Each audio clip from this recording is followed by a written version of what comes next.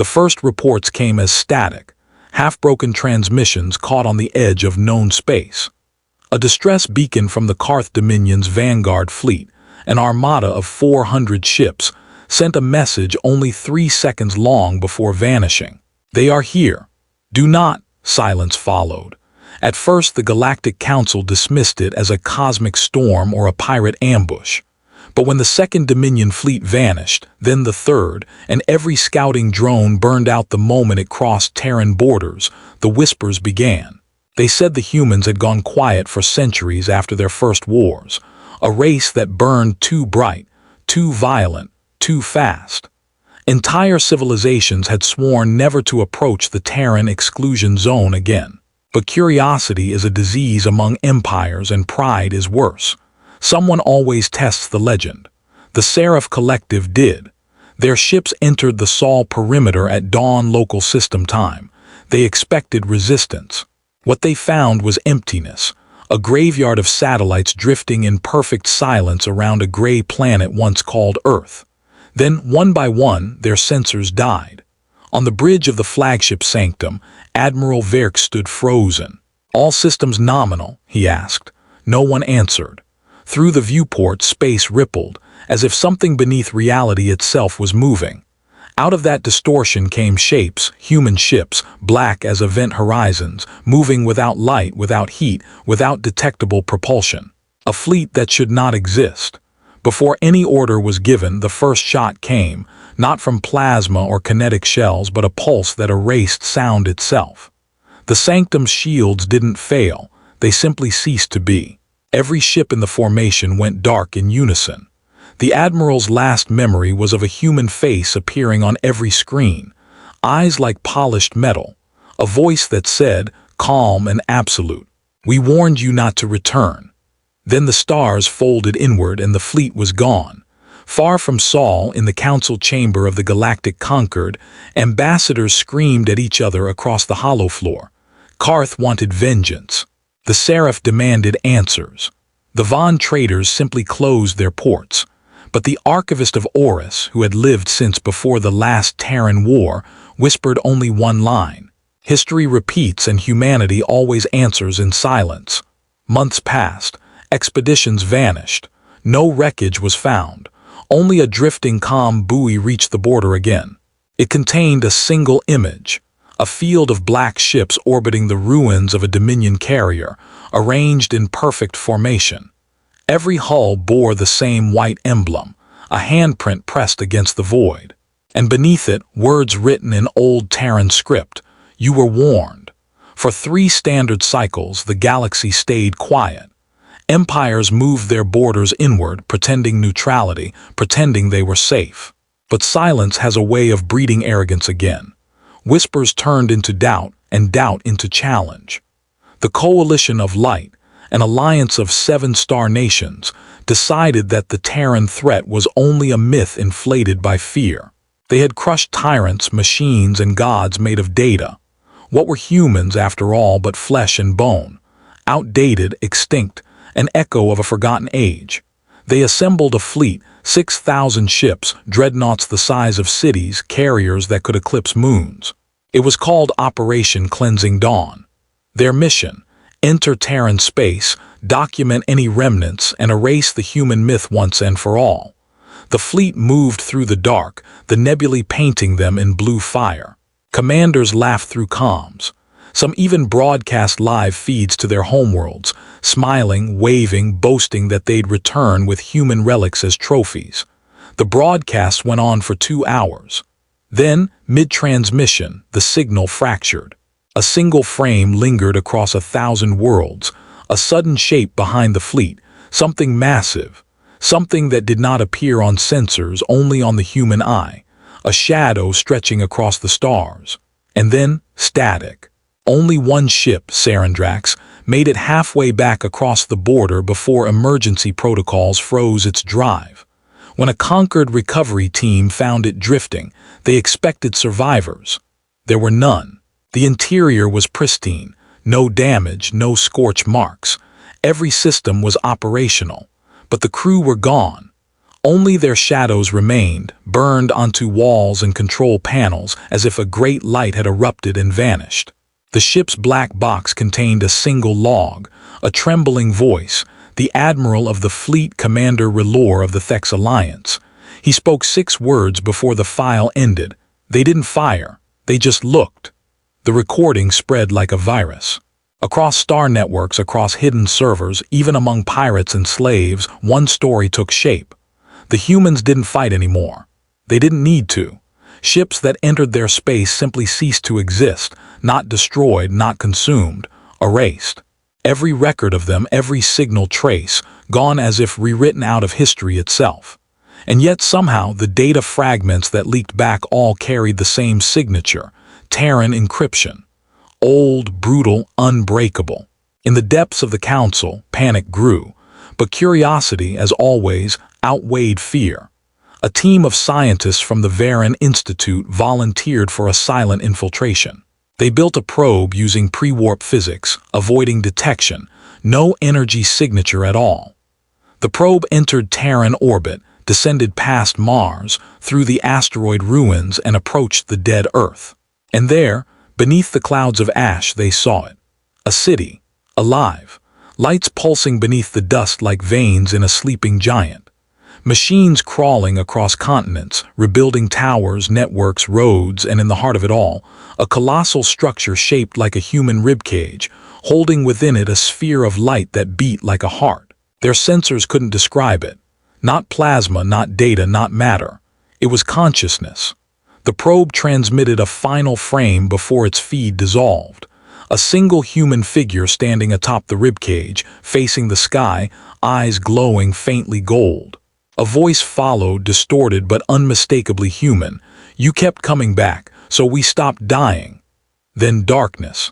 The Galactic Council met in silence. Not the kind born of peace, but the kind that swells before something breaks. The chamber, usually a spectacle of light, color, and the hum of translators, was now dim, thick with unease. No one spoke for several minutes. Every delegate stared at the projection frozen in the center of the room. That final image from the Terran probe. A human standing on what should have been a dead planet, eyes burning gold. Finally, the Chancellor of the Xi Collective rasped, "This must be a fabrication. Humans cannot survive total ecological collapse." The Horus Archivist, a being of translucent glass and light, leaned forward. "Perhaps they didn't survive," it said softly. "Perhaps they became something else." The words hung in the air. Across the table, Admiral Vator of the Drakai Empire slammed his metal hand against the console. "Enough mysticism. We are warriors, not philosophers. Whatever those things are, they have no right to threaten us.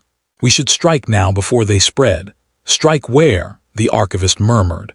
"No one who goes there comes back." Outside the council, panic began to grow among the people. Trade routes collapsed. Colonies near the old Terran borders went dark, their populations vanishing without distress signals. Astrophysicists reported gravitational anomalies, stars flickering out, as if consumed by invisible shadows. Everywhere whispers grew, "The humans are awake." The council finally agreed to one desperate plan, a diplomatic envoy.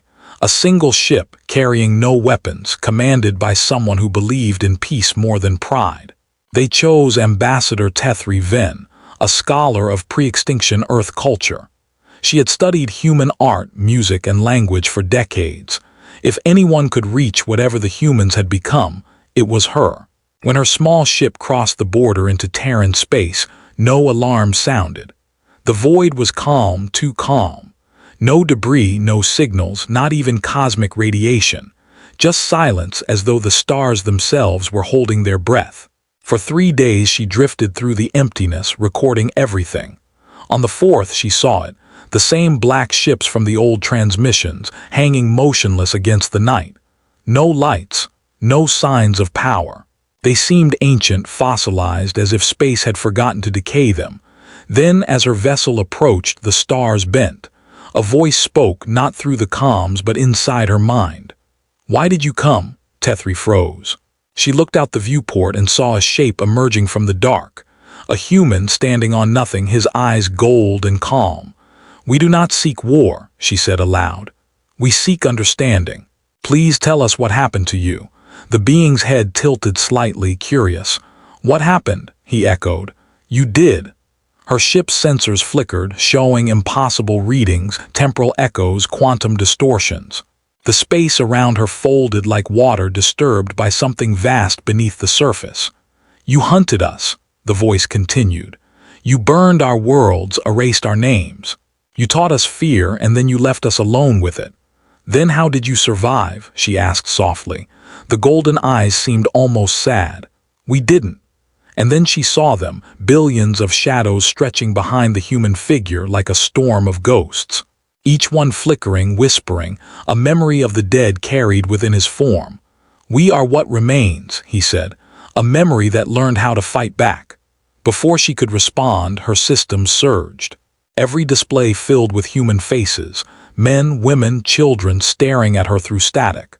Not angry, not vengeful, just watching. Her ship spun, engines offline, caught in an invisible field. The last thing she heard before everything went black was the voice again, soft, almost compassionate. "Go back. Tell them we are not angry. Tell them we simply remember." When her vessel reappeared at the edge of known space, weeks later, she was still alive, but her eyes glowed faintly gold, and she no longer spoke in her own language. The council demanded to know what she had seen, but Tethri only said one thing before they took her away. "They are not coming for us. They are waiting for us to come again." The first world to vanish was Cirrus Roman 4, a border colony belonging to the Draci Empire. Population, 600 million. Strategic value, negligible. The last transmission came from a ground observer stationed near the northern pole, an image of the sky turning white, as if daylight had expanded and swallowed everything. The broadcast ended mid-breath. The Draci military responded instantly. They launched a retaliatory fleet of 800 ships, enough to level a solar system. For a day and a half, their signals filled the galactic net, encrypted and confident. Then, like a curtain closing, everything stopped. No wreckage, no debris, just a ghost signal echoing faintly, repeating over and over. A human heartbeat. In the conquered archives, technicians tried to decode it. They slowed the rhythm, amplified the static, reversed the waveforms, and buried in the noise they heard words, whispered like prayer. "Stop sending them. We are tired of remembering." By then, the galaxy was fracturing. Some called for war, some for surrender, some simply fled. The Von traders who had once ruled the outer trade routes sealed their wormholes, abandoning entire sectors. The Seraph Collective turned inward, converting all energy to planetary shields. But fear cannot hide forever. The humans, or whatever they had become, were no longer confined to Sol. Ships at the edges of the Orion Spur reported space behaving wrong, time slowing, bending, folding. Stars vanishing from maps, not dimming but disappearing entirely. And wherever those distortions appeared, human signals followed. Not broadcasts, memories. Songs, laughter, fragments of language long extinct, woven into the radiation of dead stars. They weren't expanding by war. They were expanding by being remembered. The Horus archivist was the first to understand. In a trembling voice that resonated through the council chamber, it said, "They are becoming the record itself. They are rewriting reality with memory." No one wanted to believe it, but the data didn't lie. Whole planets now pulsed with faint gold light, shaped like neurons when viewed from orbit. Each one connected to others through invisible strands, forming a vast network that stretched across the void. The humans were no longer biological, no longer physical. They were consciousness, a living architecture built from the echo of every Terran that had ever lived or died, and it was growing. Admiral Vator, once loud and unafraid, sat alone in his quarters, staring at a holomap that changed every minute. Every update showed new blank zones, regions rewritten into silence. He whispered to himself, "How do you fight something that remembers?" He didn't notice the faint hum building in his ship's walls until it was too late. The lights flickered. His reflection in the glass smiled back at him. And then his reflection whispered in a human voice, "You don't." When the crew found his quarters, the Admiral was gone. Only his armor remained, perfectly folded on the chair. That night, 1,000 star systems went dark simultaneously. The data logs recovered from the last surviving station contained one phrase, burned into its memory core by an unknown process. "They are not killing us. They are teaching us how to end." In the deep core of the Horus archives, the remaining council debated what to do. Could humanity be reasoned with? Could this network be stopped? But even as they spoke, faint gold light began seeping from the floor, threading between their shadows. And in that light, faint human shapes began to form, faces from ancient history, eyes calm and knowing. The archivist rose, trembling. "What do you want from us?" it asked. 1,000 voices answered as one. "Nothing. We only want you to remember." The chamber dissolved into white. The galaxy no longer felt infinite. Where there had once been endless dark between stars, there was now a quiet shimmer, faint and gold, as though light itself had begun to think. The surviving empires called it the Veil. Scientists insisted it was a spatial contagion, a network of quantum entanglement rewriting matter into thought. Priests called it judgment, but the truth was stranger than both. Those who entered the Veil reported hearing whispers, not through comms, but inside their own memories. The voices didn't speak in alien tongues, but in the listener's first language, soft and familiar. Some heard lullabies from childhood. Some heard the laughter of lovers long gone. A few simply began to cry without knowing why. The council, reduced now to a handful of scattered delegates hiding on orbital sanctuaries, decided on a last act of defiance. They would reach the Terran core, the source of the Veil, before it consumed the last edges of mapped space. Not to fight, to understand. They built the stellar ark Perseid, a vessel forged from pure null metal, resistant to time dilation and data corruption. Every surviving species sent one representative aboard. It was not a fleet, not an army, only a plea wrapped in metal and light. When the ark entered the Veil, every sensor went blind. The stars around them ceased to exist. Instead, they saw cities, oceans, and skies, all layered atop each other, infinite and folded. Worlds long dead resurrected as memories. The Horus delegate gasped. They've rebuilt their universe from thought. Through the shifting light, a shape appeared, vast and terrible, yet peaceful. A human face stretched across the horizon like a nebula. It spoke in countless voices, harmonized into one tone. "Why do you keep coming?" Admiral Surin, last of the Drakai commanders, forced her trembling hands to steady. "Because we need to know. What are you now?" The light pulsed, slow and rhythmic like breathing. "We are not gods," it said. "We are not ghosts. We are what happens when memory refuses to die." Images filled the crew's minds, wars, fires, the screams of humanity's end. And then peace. Humans standing in cities made of glass and light, looking up at stars that no longer hurt. They had found a way to preserve consciousness not through machines, but through will alone. They had turned themselves into a living constant, a pattern written across existence. The ark trembled. Reality itself bent around the words. Every atom aboard the ship began to hum, resonating with the same frequency as the Veil. "We did not seek vengeance," the human voice continued. "We sought continuity. Every battle, every death, every moment of fear you gave us became the shape of what we are." Ambassador Ven, her eyes wide with awe, whispered, "Can you forgive us?" There was silence for a long time. Then the voice said softly, almost kindly, "Forgiveness requires forgetting. We cannot forget. We remember all of you." Outside, the Veil began to pulse faster. The ark's instruments detected something impossible, space expanding outward, faster than light, rewriting itself. But it wasn't destruction. It was absorption. Stars flickered and reappeared, wrapped in faint gold halos. Worlds thought lost began to shimmer in orbit again, reconstructed not as matter but as light. The humans weren't erasing the galaxy. They were integrating it. Every thought, every species, every memory, woven into one endless human dream. The crew screamed as the glow engulfed the ship, but Surin, before the light took her, smiled faintly. Because in that final instant, she saw herself as a child again, standing beneath her homeworld's twin suns. And next to her was a human, smiling back. When the veil faded, nothing remained of the ark except a single line of transmission pulsing across the galactic net. No one returns after fighting humanity because humanity never left. The galaxy was no longer expanding. It was breathing. Every star pulsed in rhythm with a vast, unseen heart. Nebulae swirled like the slow exhalations of something alive, something aware. The veil no longer drifted like a storm. It moved with purpose, folding through sectors, brushing over fleets and worlds not to destroy, but to rewrite.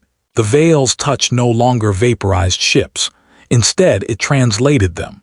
Metal shimmered into dust, dust into light, light into memories, and those memories whispered to each other in a growing web of voices. The name humanity had become forbidden to speak aloud in most corners of the galaxy. Not from hatred, not even from reverence, but from the simple, animal instinct of survival. Because saying that word was like calling lightning, and lightning answered. Deep within the shattered belt, where the remnants of the Sith Dominion had taken refuge, Grand Executor Ress stood on the bridge of his last dreadnought. He had seen hundreds of fleets burn, millions vanish into that silent radiance, and yet he refused to kneel. "We are not children begging gods for mercy," he growled. "We are survivors. We are the end of fear." But as he spoke, the stars outside flickered. The black between them rippled, folding inward like paper catching fire. A voice came, not through comms, not through sensors, but through existence itself. "Survivors. You call yourselves survivors of a war we never finished." The crew froze. The sound had no direction, no pitch, no time. It wasn't a voice at all, it was recollection. Every mind aboard heard it differently. An old friend, a parent, a fallen comrade. Yet all recognized the truth beneath the illusion. "You ended nothing. You only ran." Ress staggered, clutching the console. "What do you want from us?" he shouted into the impossible dark. The veil responded. Not vengeance, not peace. Understanding. The dreadnought's hull began to shimmer, lines of molten gold crawling across the metal. The crew screamed as their bodies dissolved into photons, their thoughts unfurling into the cosmic current. One by one, their memories joined the lattice of the veil, billions of lives reabsorbed into the Terran continuum. But Ress, he didn't vanish. He found himself standing, not in his ship, but in a city of impossible geometry. Skyscrapers built from frozen light rose around him, and above, the sky burned with shifting auroras of memory. Human forms, countless, translucent, beautiful, walked among the glow, their faces filled with serenity. One approached. A woman, her eyes bright as novas. "Executor Ress," she said softly. "Do you see it now?" He turned slowly, trembling. "Is this death?" She shook her head. "This is arrival." All around him, the shapes of other beings, Drakai, Sith, Horus, Kareth, appeared beside human silhouettes. They were all connected by fine golden filaments of light, humming with warmth. The barriers between species, between flesh and machine, between life and memory, gone. "What are you?" Ress whispered. The woman smiled, and for the first time in his long, violent life, he felt no hate. "We are what comes after fear." And as her hand touched his chest, his body dissolved into radiant dust, absorbed into the symphony of 1,000 million voices that had once been mortal. Far away in the remnants of the Orion Arm, entire civilizations looked to the glowing horizon and knew, whatever humanity had become, it was no longer a species. It was inevitable. It was evolution itself. The stars hummed their quiet requiem, and the veil thickened across the galactic plain, pulsing in time with the memory of every war, every breath, every heartbeat that had ever existed. And in the silence after that heartbeat, something else began to stir, something beyond the continuum, a shadow within the light, a whisper that even the humans did not recognize. "You've rewritten the universe, but who writes you?" The glow trembled as though the infinite mind of the continuum had just realized it was not alone. The light had no source. It simply was, infinite, warm, eternal. The human continuum stretched across the galactic plane, a web of luminous consciousness touching every atom, every star, every fragment of what had once been life. For the first time in history there was peace. No wars, no hunger, no death, only continuation. The old word human had become meaningless. The continuum was no longer a people. It was the ocean of awareness where everything living had been gently absorbed, harmonized, made whole. But peace, as always, came with a question, because even infinity had boundaries, and something was pressing against them. At first it was a sound, barely detectable, a faint crack echoing through the endless hum of the veil. It wasn't physical. It wasn't spatial. It was conceptual, like a word forgotten trying to remember itself. Billions of connected minds turned toward it. The continuum examined the tremor, tracing it back through the light, and what they found was nothing. A perfect, absolute void. They had mapped every dimension, explored every layer of existence. But this was something beyond even their own rewriting of reality. A silence so complete it wasn't absence, it was rejection. The continuum focused. Human will met the edge of existence. And then something looked back. The darkness blinked. An awareness vast, older than galaxies, rose from that black ocean. It was not matter. It was not energy. It was memory that refused to die. And it spoke not with sound but with regret. You took everything. The continuum shuddered. Within its infinite chorus, echoes of humanity's oldest instincts, fear, survival, awe woke like ghosts. You rewrote creation, the voice continued. But what you erased still remembers. The light dimmed. Stars flickered like candles before a storm. The cosmic lattice quivered, its perfect geometry fracturing into waves of confusion. For the first time since its ascension, the continuum did not understand. "Who are you?" they asked, their voices merging into one vast plea. The darkness rippled with laughter, low, resonant, sorrowful. "I am what was left behind when you became gods." And then, before the continuum could react, the void moved. Entire sectors of light blinked out, absorbed into that fathomless shadow. The beings within, Terran echoes, alien souls, digital minds, all vanished into the abyss, their voices cut mid-song. The continuum fought back. It summoned every memory, every star's heat, every spark of life that it had woven into its being. Beams of raw concept lashed through the dark, rewriting atoms, bending time. But the shadow did not burn, because it wasn't matter. It was everything they chose to forget. Every genocide they justified, every scream from conquered worlds, every ghost from when humanity was still flesh and war was still glory. The continuum had ascended, but it had left behind the weight of its sins. And now that weight had found a voice.